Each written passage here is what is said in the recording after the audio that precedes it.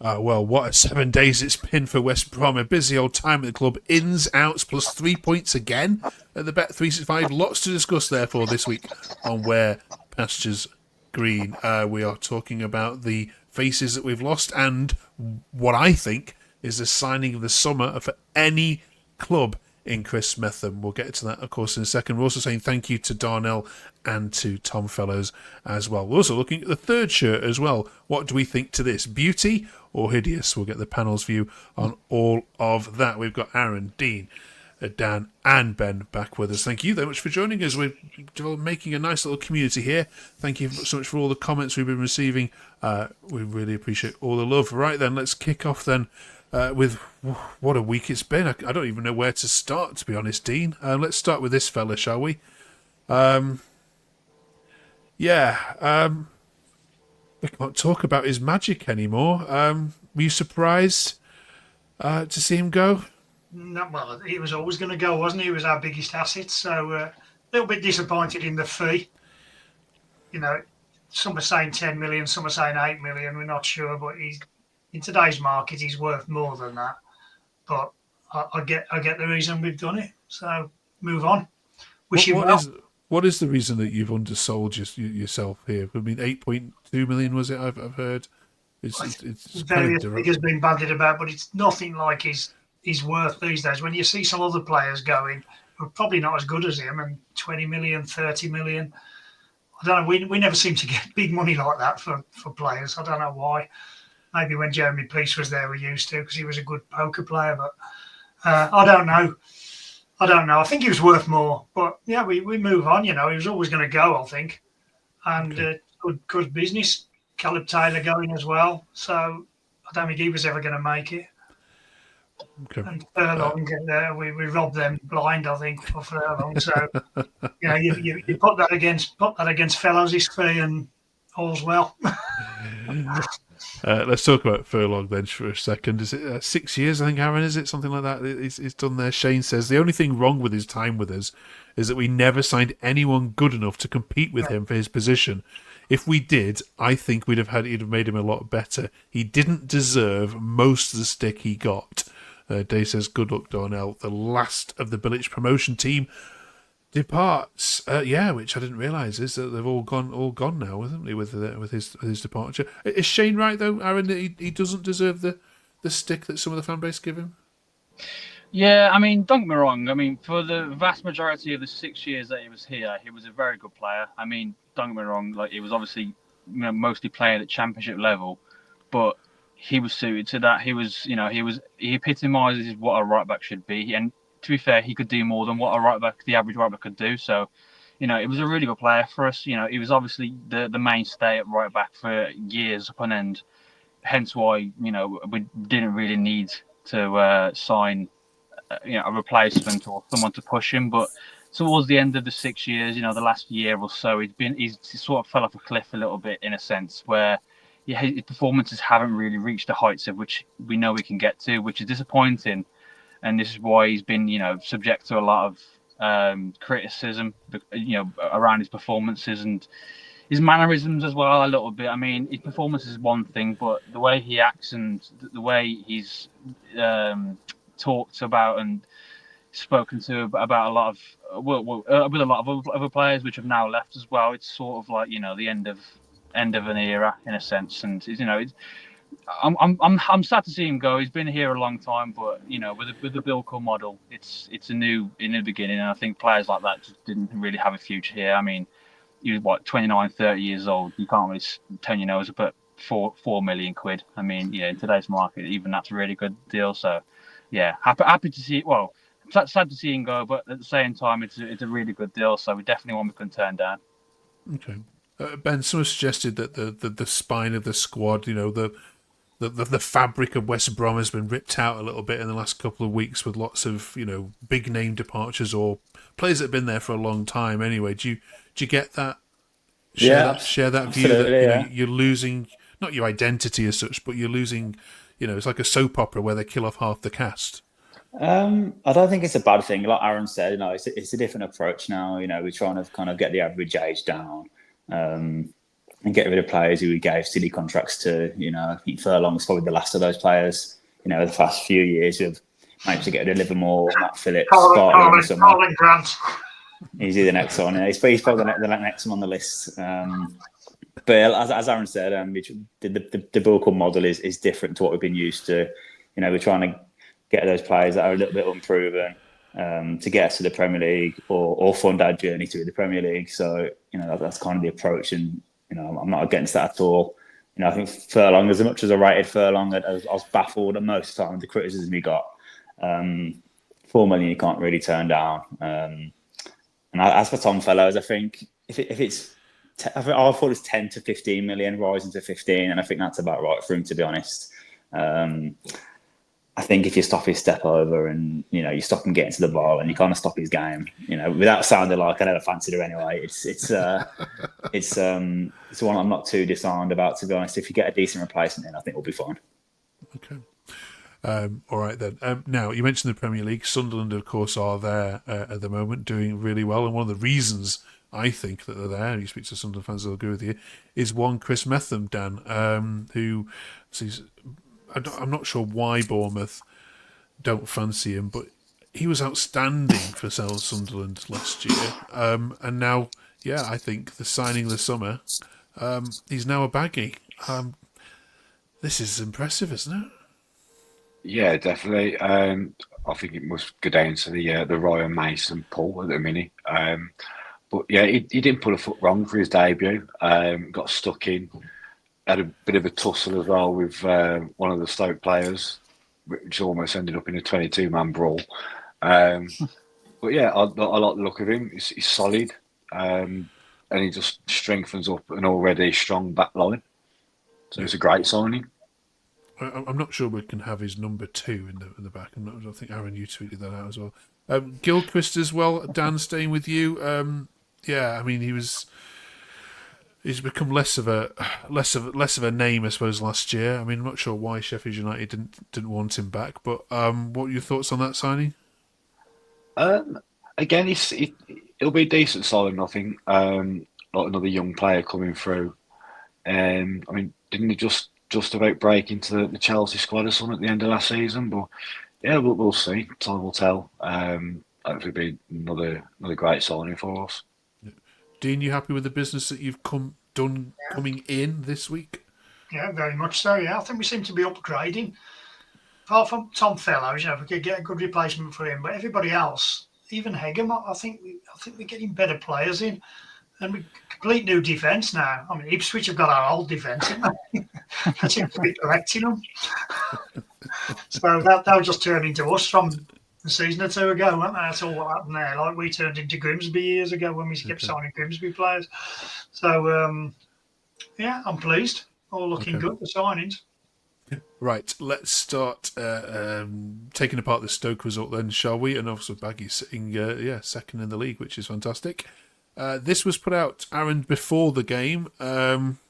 West Brom tweeted to start for the skipper. This responded with lots of negatives. Dylan here saying Jed Wallace starting games is actually insane. Jake saying Jed Wallace starting in 2025.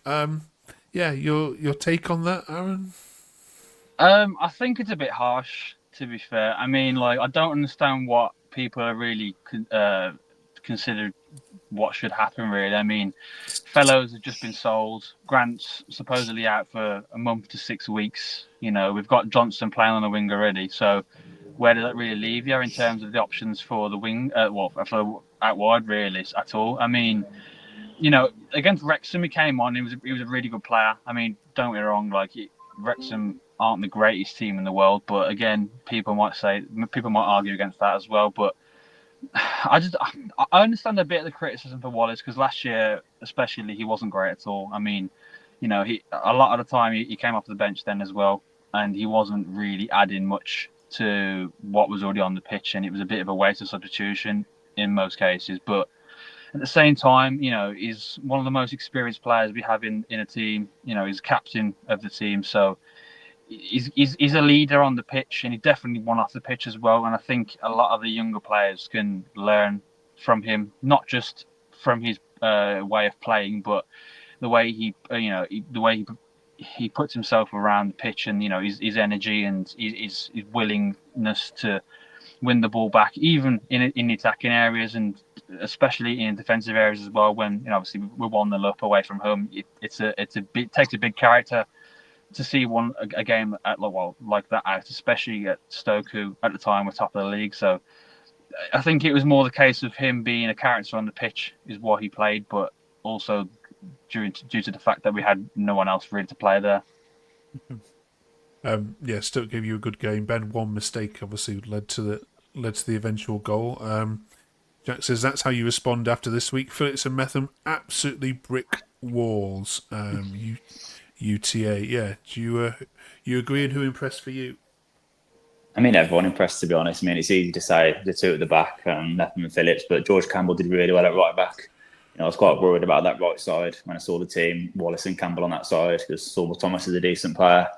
But Sorba Thomas ended up switching to the other side because he couldn't get any change out of George Campbell. So that's a compliment to him. Moto and Malone did really well in centre midfield. I think they got overrun once. That was it all game. And Hegerberg up front, some of his touches and the way he brought the ball down on numerous occasions was just something I've not seen before.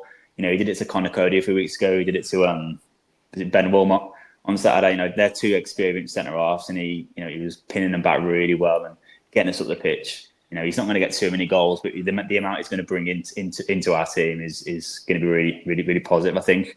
As Aaron said, Wallace had a good game. I think he was blowing after about 65 minutes, but he put his all in, and that's all you can ask for. Yeah. Matt says, I was upset at fellows leaving, but the team looked very balanced today. The back line was immense. One criticism is that we need to start giving the ball away in midfield so easily, but all in all, a fantastic result. Remember when we couldn't beat Stoke for love for money? And yeah, the club tweeted out, we've now won 5 of the last 7 games at the Bet365, which, given that you couldn't beat them under Tony Pulis, is an incredible one, isn't it?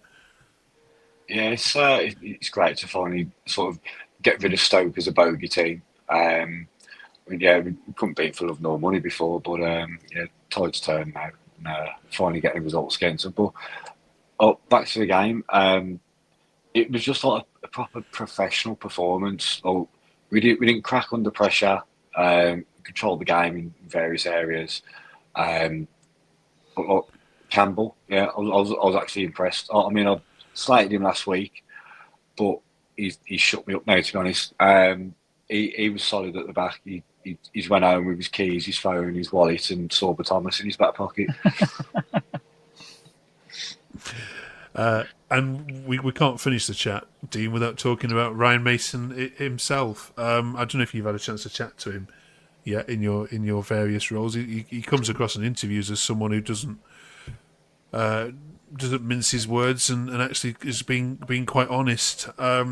Jay says he's got them playing like an orchestra. Everton Sinkers producing gold. Wayne says he talks really well. I'm really impressed with him. We have a team of men fighting for our club. It starts with Mason, and in his words, we need to stay humble. Love that. Yeah, he is talking about let's stay humble and not get carried away. What are your early impressions of him, Ben? Me or Ben? You, sorry. Oh, sorry. Excellent. Yeah, I haven't met him yet, I'll be honest. But he's doing everything right so far, and he talks well. And not being funny, we should have beat Portsmouth last week, so he should have been 4 out of 4, really. So, he's done nothing wrong so far. And going back to Wallace, he played really well Saturday. And everybody was moaning when they had the team line-up. But he didn't do anything wrong. There's been a couple of Wolves fans I saw pointing this out, Aaron, that Opta did produce the fixture difficulty of all the teams before the season came out, and the easiest running of the 4, according to Opta statistics, was you guys there at the bottom, having played Blackburn, Wrexham, Portsmouth, and Stoke away, and therefore that's the reason that you are supposedly at the top of the league. Are you having any of that? Not really, if I'm honest, because a lot of those teams, especially Stoke and probably even Wrexham as well, were predicted high up, if not top half, playoff pushing finishes come the end of the season. So I can't really understand how they can say it's a really easy run. Blackburn and Portsmouth aren't the greatest teams in this league. Don't get me wrong, but I mean, every team has a right to play well in this league, and every team has is in this league for a reason. So to say that it's an easy running is a bit shallow, really. I think I can't really understand why it's calculated that way, because you can't really say game per game that you should be beating them, you should have done that, because anything can happen in a game. You know what I mean? Like if technically, like Dean said, we should be 4 from 4. I mean, owing to a horrendous refereeing performance, we'd be we'd beat Portsmouth comfortably, but it's not to be. So you can't really say it's easy, because things like that, city catalysts can change things, and it could spiral you out of control, and therefore you can not do as well as you would have hoped for, or vice versa. You can do really well against teams that you shouldn't be really getting points against. Okay. Cheers, Owen. Is it fair to say, Ben, we'll know a lot more about you guys in the next 4 fixtures, which include playing your old bogey side Derby next, going to Middlesbrough and Norwich away, and I think you then you've got a home game against Leicester, I think it is, at Sandwich Fortuna. Is it fair to say that those 4 will give us a better measure of where you're going to be at? Yeah, absolutely. Yeah, I mean, obviously we started well last season, didn't we? I mean, you all know what that turned out. But in terms of the away games, obviously our away form last season was atrocious, but obviously we're 100% away from home so far this season. Wrexham's not going to be an easy place to go. Stoke's never an easy place to go. We've got 6 points from there. The mentality of the squad just seems more suited to go into like difficult places and really bowling their sleeves up and getting a result. And that was evident on Saturday. I think definitely under Mowbray, even under Corberan, I don't think we get results there. Whatever Mason's doing on the training ground, you can see it sort of mentality wise, they're kind of up for the fight and up for going to difficult away grounds and getting results. So I'm confident that we can go to Middlesbrough's and Sheffield United's and Leicester's and get results this season. Good. Looking forward to it, and we'll be with you every step of the way, every single week. It's a podcast from 7 a.m. on a Monday. You can listen to us, and you can also watch us 6 p.m. On a Monday. Dan, one of the other fixtures when we come back is Pompey versus Southampton. First time in 13 years that South Coast derby is going to happen. It's prompted us to ask the question, what is the biggest derby in the division this season for you? Well, apart from ours and Blues, there isn't really that many big derbies. I think they're all tin pot, to be honest. I'll never beat the backcountry derby. I mean, Dean, do you miss having Wolves around? I mean, it's not a fixture we've had for a while. Not really. They love us when we go there. Really welcoming. I miss playing Villa because I can't stand them. I'm a sort of anti-Villa rather than Wolves, to be honest. Being from the Birmingham side of West Brom, but Ipswich Norwich as well. That's the old farm, in it they call it. The old farm. I mean, do you think Wolves West Brom is closer being a Premier League fixture or a Championship fixture at the moment? It's tough to say really, because Wolves haven't been the greatest in the Premier League for a couple of seasons now, but they haven't been relegated, so they survived. So, like I say, I'm not the biggest fan of Wolves, obviously, but I'll give them the salt where it's due. They've done enough to stay up, and they've done what they need to do. They've lost a lot of players, but they've also signed the ones that keep them up. You know what I mean? But in the past couple of years, we've been close to going up. We've recently had a couple of playoff charges and whatever else, but we haven't obviously got there, which is disappointing in itself. So I'm more inclined to say it's more likely to be a Championship fixture. I think Wolves are bottom of the league as it stands at the moment, and so are Villa, funnily enough. So that'd be a funny one to see all 3 of them back down again. But okay. I definitely think it'd be a Championship fixture, more intended than Premier League at the moment. Okay. Ben, it might anger you to know that when we asked our Birmingham City fans the same question, they responded by saying, look, the biggest derby clearly is going to be the one which most people are going to watch, and that's going to be Birmingham versus Wrexham in the Hollywood derby. Yeah. I'd say the biggest derby is probably the Sheffield derby, isn't it? Gotta be. Oh yeah. They seem to be quite obsessed with each other from what I see on Twitter, so I think it's probably ticks that box. And to conclude our review of shirts, then we've done the home, we've done the away. We need to finish it off by looking at this. Dean, are you going to be buying this one? The red badge looks odd, doesn't it? I think. I know it's supposed to be the Black Country flag, isn't it? I think. But I'll tell you what. Seeing Stoke's shirt on Saturday was horrendous, and it's Macron as well. You see, it's like red wavy stripes. Please, not next season for us. Not wavy stripes. But no, I'm not bothered to be honest. I prefer the yellow and green. Anyone a fan of this? No, it's like a Warsaw top to me. Like, imagine Warsaw playing it. Yeah, that's a shape that is. Yeah, I really don't see the point in a third shirt. I like the idea around it. You know, the Black Country is a great idea to have as a flag. You know, I think West Brom is technically the epicenter of the Black Country, so it fits as well. But I think Macron could have done it a bit better. I mean, the other two kits have done quite well with the away shirt, especially. But that third shirt it's nice. Don't get me wrong. It's one I haven't bought yet, but it's one that I think could be improved slightly. Okay, 2 out of 3 isn't bad though, is it, for this season? No, I don't definitely think. not. And, that away shirt just looks, fantastic. Right, we shall then give you a week off next week, if that's all right, having to talk about Baggies, and then we'll see you in 2 weeks' time to review that Derby County. They're buzzing, actually. They reckon they're going to get a result, as they always do against you lot. So they are John Eustace's Super Rams coming down. Just quickly, anybody want to go change their prediction for where you'll finish this season, based on what you gave me 3 weeks ago? No. Okay. Right. Not yet. You've been watching this team too long, haven't you? Right. Yeah, we're not Blues fans. We're not Blues fans. We're going to be in the Champions League in 2 years' time. Okay. Thanks so much for watching. See you in 2 weeks' time. Enjoy England if you can.